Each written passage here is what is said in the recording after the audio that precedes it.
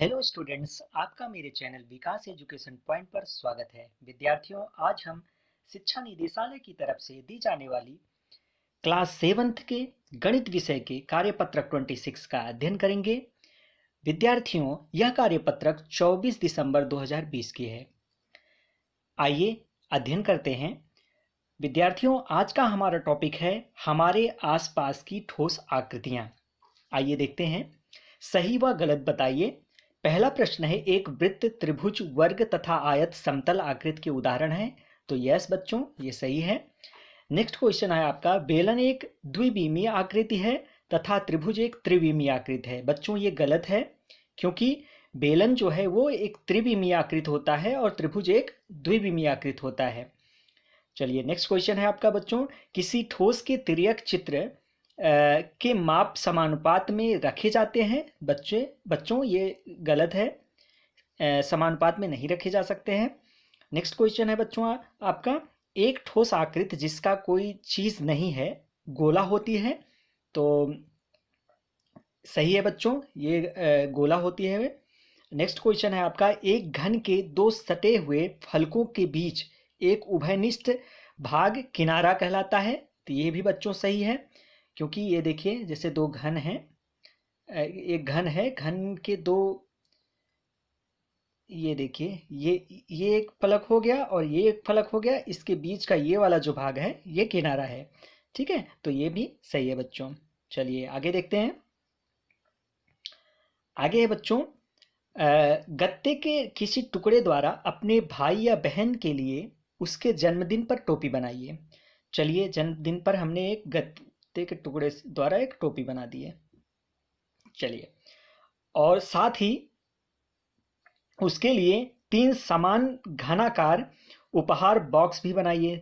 घनाकार उपहार बॉक्स बनाना है तो बच्चों ऐसे हम घन बना लेंगे। ये आपका एक हो गया, ऐसे ही आपका हो जाएगा बच्चों दूसरा घनाकार हो जाएगा, सेम आकृति होगी, सेम सेम बच्चों। ऐसे ही आपका तीसरा हो जाएगा बच्चों। 3 घनाकार आकृति बना लिए। अब इन तीनों घनाकार डिब्बों को एक दूसरे के पास रख दीजिए। बच्चों ये पहला हो गया आपका, ये दूसरा हो गया और तीसरा हो गया, तीनों के एक पास सटाकर रखेंगे बच्चों। तो और अपने प्रश्नों के उत्तर दीजिए। आगे प्रश्न है बच्चों, पहला प्रश्न है, जन्मदिन की टोपी के आकार का नाम तथा इसके फलक, शीर्षक तथा किनारों की संख्या बताइए। तो प्यारे बच्चों ये जो है ये क्या है बच्चों, ये जो पहला प्रश्न है उसका उत्तर ये क्या हो जाएगा, ये आपका शंकु है बच्चों। ठीक है, क्या है, इसको शंकु लिख लीजिएगा, ये शंकु है।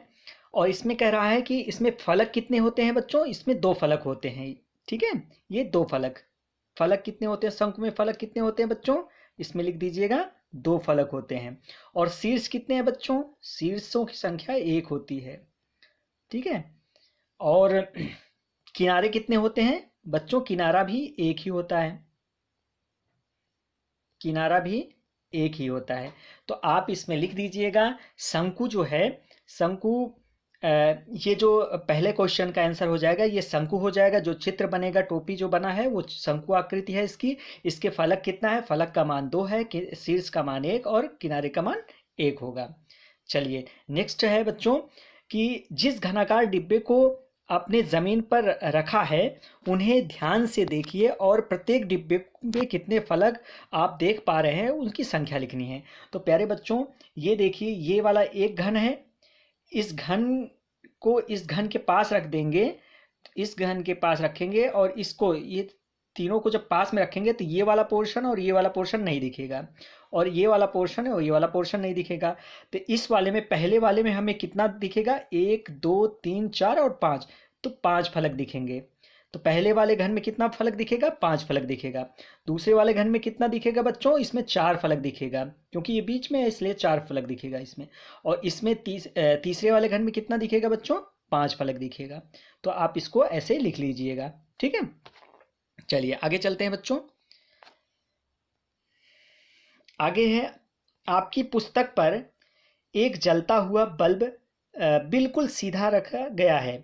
इस प्रकार प्राप्त होने वाली छाया की आकृति का नाम लिखिए तथा उस आकृति का रफ चित्र बनाइए।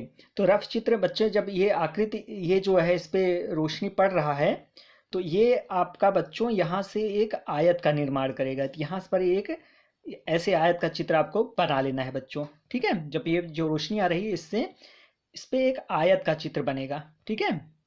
कौन से चित्र बच्चों? आयत, इसको लिख लीजिएगा। चलिए आगे देखते हैं बच्चों। नीचे दिए गए चित्र का ऊपर का पार्श्व का तथा सामने का चित्र बनाइए। पार्श्व का चित्र, ऊपर का चित्र, पार्श्व का चित्र और सामने का चित्र बनाना है। तो बच्चों इसका कैसे बनाएंगे, आइए देख लेते हैं बच्चों। ऐसा चित्र बनेगा, पार्श्व का चित्र इस तरह से है, सामने का चित्र इस तरह से होगा, और बच्चों ऊपर का चित्र इस तरह से बनेगा। नेक्स्ट क्वेश्चन है बच्चों, यहाँ एक पासे का जाल दिया गया है, इसे देखकर निम्न प्रश्नों के उत्तर दीजिए। तो बच्चों आइए देखते हैं। तो पासे में बच्चों पहले समझ लेते हैं कि हमेशा क्या होता है कि हमेशा विपरीत फलक जो होते हैं उनका योग 7 होता है। पासे के विपरीत फलकों का योग हमेशा सदैव 7 होता है, ठीक है। तो इसके अकॉर्डिंग यहाँ जो दिया गया है, इसके अकॉर्डिंग ए के विपरीत जो आएगा आपका बच्चों सी आएगा, और बी के सामने जो आएगा, बी के सामने जो आएगा वो 3 आएगा, और 2 के सामने जो है वो 5 आएगा, ठीक है। तो पहला प्रश्न है बच्चों कि पासे के बी फलक पर क्या अंक आएगा। तो पासे के बी फलक का अंक क्या आएगा, बी फलक पे बी के सामने 3 है, तो 3 और बी मतलब बी प्लस 3 इक्वल टू कितना होगा बच्चों, 7। हमने आपको अभी बताया कि पासे के जो है विपरीत फलकों का योग 7 होता है। तो बी का मान कितना आ जाएगा बच्चों, 7 माइनस 3 इक्वल टू 4। तो बी का मान कितना आ गया बच्चों, 4। चलिए नेक्स्ट है, पासे के ए बी सी फलकों पर सामने आने वाले अंकों का योग लिखिए। तो प्यारे बच्चों इसमें सारे इंक्लूड हो गए, कौन कौन कौन सा छोड़ करके, 1 और 6 को छोड़ करके। तो मान लिया ए का मान आपका हो गया 1 और सी का मान हो गया 6, ठीक है 6। तो अब क्या करेंगे, ए बी सी का जो है प्लस करना है। तो ए का मान 1 हो गया, ए का मान 1 हो गया, बी का मान कितना हो गया 4, और सी का मान 6 हो गया। तो ये टोटल कितना हो जाएगा 11। तो इसका मान आ गया 11। चलिए नेक्स्ट क्वेश्चन है आपका बच्चों, पासे के विपरीत फलकों पर आने वाले अंकों का योग लिखिए।